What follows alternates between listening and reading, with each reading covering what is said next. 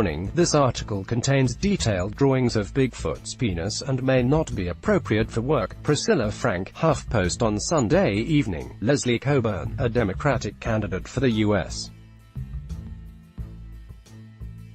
House race in Virginia, accused her Republican opponent Denver Riggleman of cavorting with white supremacists, and of having a hard-on for Bigfoot. Yes, that Bigfoot. 6'9", hair in all the right places, and everywhere else. So emotionally unavailable he's rumored to not even exist. On Twitter, Coburn publicly accused Riggleman of being a devotee of Bigfoot erotica, sharing an NSFW drawing of Bigfoot's bod that Riggleman apparently posted on his Instagram account. However, the drawing's main event, the Sasquatch, if you will, is censored by a hefty black box. The tweet, which quickly went viral, raised more questions than it answered. In particular, one big, hard, probing question sprung to mind. To quote Azalea Banks' 2014 hit 212, "What's your dick like, homie? What are you into?" My opponent Denver Riggleman, running mate of Corey Stewart, was caught on camera campaigning with a white supremacist. Now he has been exposed as a devotee of Bigfoot erotica. This is not what we need on Capitol Hill. pic.twitter.com/086sg, Leslie Coburn, at Leslie Cogburn, July 29, 2018. His name is Bigfoot. Leroy Myers, the producer, director and co-owner of adult entertainment company Wood Rocket, told HuffPost. I would assume that in the Yeti world, the saying is the same. Erotica writers consulted on the subject agreed that Bigfoot is, well, big. Writer Robin North's erotica Bigfoot Depravity provides some additional detail, describing the member in question as a solid rod of pain, featuring a vein-covered shaft of solid meat, and bloated bell end. Chuck Tingle, a prolific erotica writer behind works like Pounded By President Bigfoot and Bigfoot Pirates Want My Balls, added in an email to HuffPost, "Sometimes there is fur on it, but mostly it is bare. You know, Sasquatch got that big dick energy, but that's got to be more to the relatively popular Bigfoot fantasy than penis girth, right? Is Riggleman more than just a size queen? Well, it depends on whom you talk to." According to Tingle, most important is that big feet live on the edge between people of the woods and people of the big city. They are outsiders in this way, which makes them mysterious and alluring buckaroos. In fairy tales and folklore, forests have long symbolized the deep wilds of the unknown. Bigfoot represents a being on the cusp between civility and wildness. Also, they're good at wood stuff. As natural outdoorsmen, they are very protective and could help you out of a bind, Tingle noted. Like, if you were lost in the woods with only a knife and a match, then most big feet could build you a house out of sticks and leaves. To debrief, we've established that Bigfoot is well endowed and outdoorsy.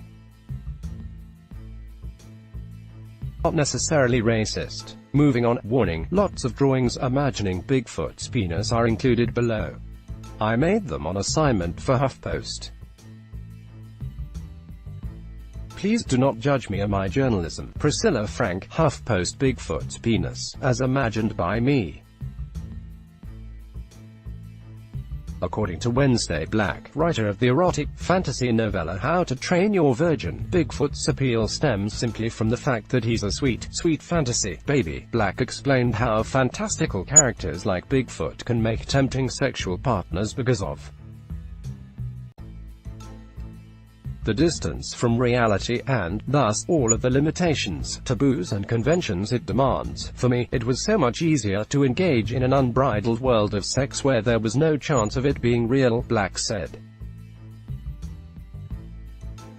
What is unacceptable in sex can become more palatable and enjoyable if we enjoy it in fantastical terms. We can forgive ourselves for things we shouldn't need forgiving for. As for the fantasies themselves, there seem to be two diverging categories of Bigfoot-centric narratives.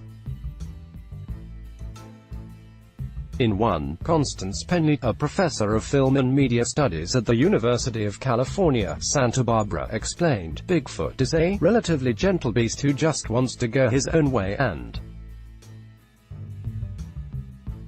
be left alone, or, in the erotic versions, will fuck you if you really want him to.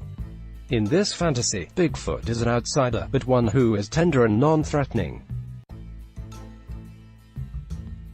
His sweet demeanor only makes his savage love-making all the more divine. Penley, who has taught classes on porn since the early 1990s, also stressed that Bigfoot, like any popular meme, becomes a malleable manifestation of just about any hope, desire or anxiety we can project onto it. She added that there's a dissertation to write on the cultural implications of Bigfoot erotica. Someone please write that dissertation. I will be your sponsor. Priscilla Frank, HuffPost. Bigfoot's penis after a cold dip. Erotica writers Black and Nikki Crescent offered different interpretations of the Bigfoot fantasy. Black described Bigfoot as the big, strong man who is led by his desire, ultra-masculine, ultra-virile. He doesn't have any of the cultural handicaps that modern men do. He's not vain, he's not going to hold back, he's going to be very passionate. This caveman-esque brand of masculinity harkens back to uber-traditional gender roles, for which Republicans like Riggleman might yearn, amid contemporary conversations about the importance of caution and consent. Bigfoot represents a return to the idea of sex as something men pursue and women reject, until they're so powerless they can't. Crescent has written 2 erotica books featuring Bigfoot sex, one titled 2 Big Feet, 1 Big. When researching for the project, Crescent realized that Bigfoot erotica often contained a particular trope. The woman is always being captured by Bigfoot, she told HuffPost. The books tend to be a bit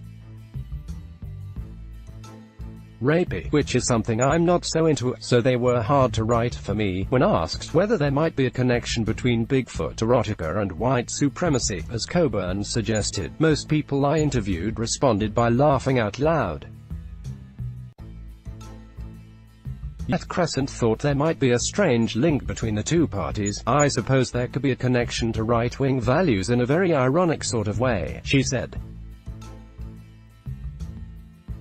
Conservatives tend to like big strong men and traditional women.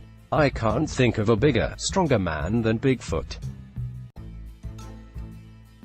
But you need to go pretty far to the right to get to white supremacy. Strangely, one of 2 readers to review her novella Captured by Bigfoot on Amazon uses the black sun, a Nazi symbol, as his avatar.